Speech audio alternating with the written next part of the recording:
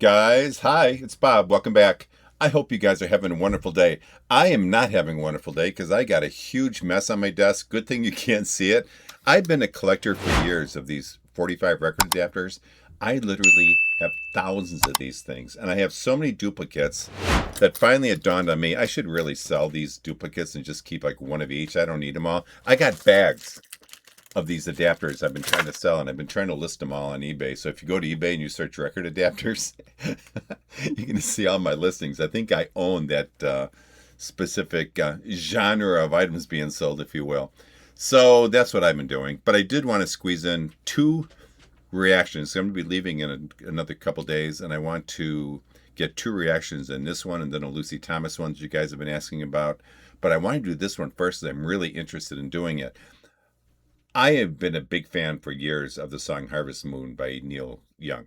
And when I heard that Foxes and Fossils, who I just really adore, did a version of it, I'm like, I have to listen to that. And it's been around for a long time. Why I never heard of it or listened to it is beyond me, but I didn't. So this is going to be the perfect opportunity for me to give this one a listen. So let me turn that on and let's give this a listen. Okay, here we go. Stop there, sorry about that. We wouldn't be able to tolerate that. And this is recording, so we're good. Okay, here we go.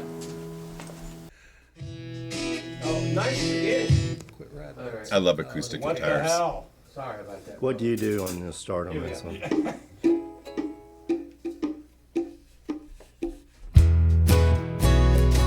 Oh. Love it.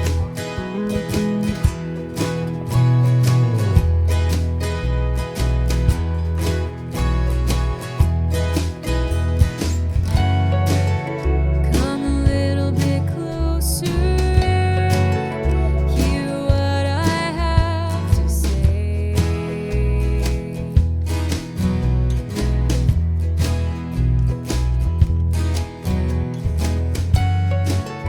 Like children sleeping, Oh. we could dream this night away. All right, I'm going to stop this. I will go back to her singing from the beginning. For the love of God, if you're not paying attention to this song, stop what you're doing. If you have a chance, put on some headphones and listen to this. She is just destroying these vocals. It is so good. I'm not used to hearing a woman sing this. She is destroying it. It's absolutely wonderful. And I mean destroying in a good way. So let's go back. Really give us a listen. She sounds amazing. I just love it. So I know I normally don't cut back into a video like this, but let's try it. What the hell? Sorry about that. What do you do on the start on this one?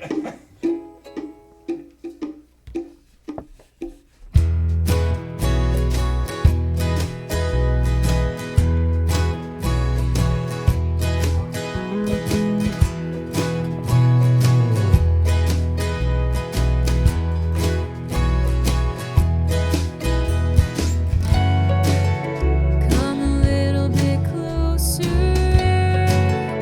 hear what I have to say.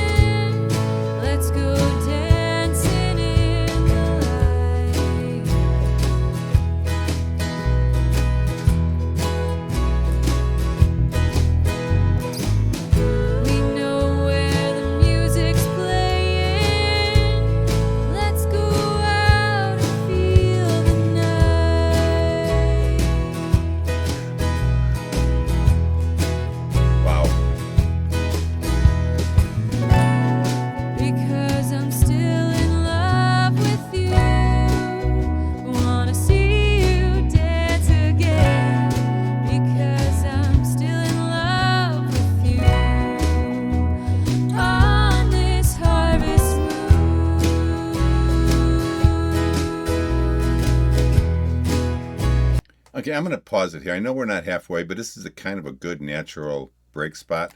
So I'll go ahead and back it up. Oh my God. I love this song. I've heard a number of Foxes and Fossils songs. This, I think, is going to go down as my favorite. Harvest Moon is kind of one of those songs that feels impossible to dislike. Some songs are tied to, I think, a specific time period, but I don't think that way with Harvest Moon. To me, this song just seems to get more popular year after year, and the more times you hear it, every time you hear it, it just seems to get better. And honestly, I think that's part of because this song never really tries too hard. It's simple, it's warm, it's like it knows exactly what it wants. And that says a lot about not only Neil Young singing, but his songwriting as well. And when I think of his original, and I've heard it many times, I think of Comfort. And right away, I think Foxes and Fossils is leaning into that feeling. And what grabbed me, not immediately because it didn't come in right away, but what grabbed me when it hit was the harmonies. There's something about harmonies, I think, that everybody notices them, or everyone notices them when they're bad. But basically, nobody notices them when they're really good. And I think that's because it just feels natural. And without a doubt, this just all feels incredibly natural here. I can pretty say that basically every Foxes and Fossils song I've heard has that natural feel to it. So this is nothing that surprises me. It's just at a really high level right now. And the voices, as always, they aren't competing with each other. They're working together, I think, to create this one sound. And I can't stress how perfect Maggie's voice is for this song. I've heard a number of her songs, but I think this one is her best. I really like it. It's so delicate, it's gentle, it's pure, and that just matches the feeling of the song that I just mentioned. It's just perfect. It's a perfect match. And what I also like about is that they're not overcomplicating the arrangement. It's just really raw. It's just real natural. And the instrumentation adds so much to the song, but not in a controlling or dominating way. It's like Harvest Moon doesn't need a lot of extra decoration. I think, in fact, the more you put into it, I think the song's going to kind of lose its charm a little bit. So they're doing just a wonderful job here. I'm loving this. So, okay, I backed it up a little bit. I'm going to play this to the end now, and you don't have to listen to me gab on. Here we go. You dance again because I'm still in love with you on this harvest moon.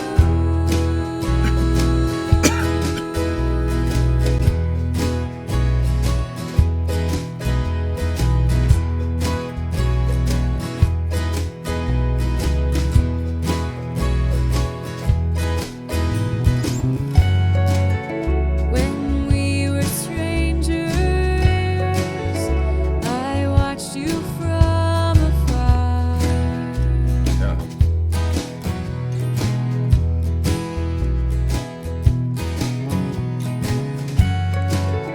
When we were lovers, I loved you with all my heart. Go, Maggie. But now it's getting late, and the moon is climbing high.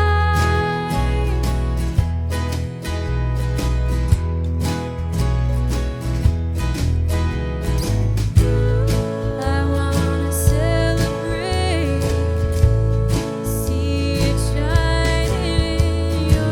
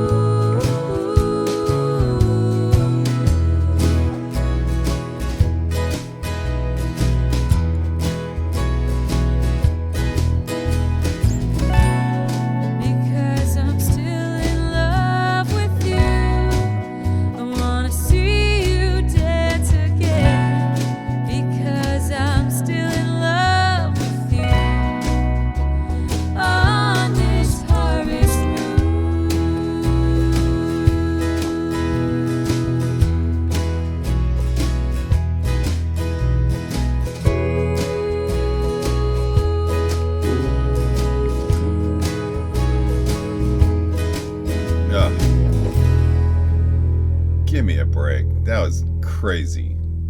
But you missed the last dude? Yeah. We'll cut away. Okay. You still have any brain? Okay, I wanted to play it to the very end because I get accused of cutting the videos too soon, and I don't want to do that. And it seems like I always miss out on something. Okay, you guys, I don't want to say you forced me, but you guys forced me to do a lot of Lucy Thomas videos only because the amount of emails I get. And I always comment on her vibrato and how wonderful it is. Vibrato would have destroyed this song. It didn't fit. Instead, Maggie is just so smooth and just straight line singing. And I'm sure that's not the word for it. Yeah, let me take these off. I'm sure that's not the word for it, but oh my gosh. So also, I did want to mention, if you saw a cut in the middle of the video, I started coughing, and in my wise decision to take a sip of this, I ended up spitting it all over my desk. And I was going to leave that in for entertainment purposes, but I didn't think that was probably really great to watch. So I cut it and just kind of started halfway through it. So I hope that was okay. So the thing that really stood out for me on listening to this, besides Maggie's, this is going to be her signature song, hands down, is how effortless this song sounded. And I don't mean easy. Easy isn't effortless. It's just effortless, because making music sound this relaxed, I think, is actually probably pretty difficult. I'm not a singer, so I can't fully say that, but I've got some karaoke behind me, and I can tell you, to make a song seem effortless is not easy. At least it isn't for me. So I'm sure there's a special skill to doing that. I assume there has to be like this perfect blend between the vocals and the instruments to really pull that off. And I'm not sure a lot of musicians could do that, because I'm sure they spend a lot of years learning to sound like they're working, like they're really trying. And I don't know if they spend a lot of time trying to sound like they're not working, to make it sound like they're relaxed. And Foxes and Fossils, and especially Maggie, has that incredible quality. It just sounds relaxed. And again, harmonies continue to be the star of this song. There were a couple spots where it's just the three of the girls harmonizing, and they all sounded like really good. Sammy's high end just sounds amazing. I'm a big fan of hers, but all three of them just sounded great. And what's interesting is that they're not just singing together per se. I get this feeling like they're also listening to each other when they're singing, and you can hear that in the way their voices blend and kind of adjust as they're singing. It's almost like a conversation that's happening kind of inside the song. And musically, I think they're doing something smart here too. Nobody's interested in stealing the spotlight, like I just mentioned. Everyone is kind of just instead serving the song. And that's because obviously musicians naturally want, like I talked about, to show what they can do. But this group seems more interested in showing what they can do and what the song can do, and not what the individuals can do. And honestly, that's probably why I think so many people connect with this group, is that because they really do have passionate followers, is because of that group mentality that they have. One thing that always makes me kind of smile about Harvest Moon is that every generation seems to adopt it. Even my kids, I've heard them mention it a couple times, which shocked me. A song written, I think this was this early 90s or something like that? I think it was. That long ago, but it still feels timeless. And that's not a feeling or an instinct that you can manufacture. That just comes naturally. Okay, I'm stopping from spitting all over my desk, and I'm done talking about this. So let me get my little act together here. And I want to maybe listen to the song one more time, and I will be back for final thoughts. Hold on, I'll be right back. Okay, we are back for final thoughts. I am not going to take a sip of this. Well, it's actually almost like a chai that I'm drinking. It's actually really good. It's late at night, so it's not going to be a coffee time this late at night. So what I appreciate most about this song is probably that Foxes and Fossils, I think, understood what makes Harvest Moon such a incredibly special song. They didn't treat it like a vocal showcase or anything like that, and they didn't try to reinvent the song. They treated it like a song that was worth preserving. And sometimes that's maybe the hardest thing to do, because when a song is familiar, there's always that temptation to kind of put your stamp, your personal stamp kind of all over it. Instead, they focused on the amazing, I think, qualities of the song that made people love the song, like in the first place. The warmth, the sincerity, the sense of you're spending a few minutes somewhere you'd actually like to stay for a while. And I also think this performance kind of highlights something that doesn't get talked about enough. Great harmonies don't just sound good. They create, I think, a trust. When voices blend this well, I think the music feels comfortable. It feels like welcoming. It's like it kind of sucks you in a very relaxed way. And that's exactly how this performance felt to me. And one final thought. This is kind of my final thoughts and my final thoughts. There are some songs that sound like they're written to be hits. And I can name off a bunch of them. They just, the first time you hear them, they're hits.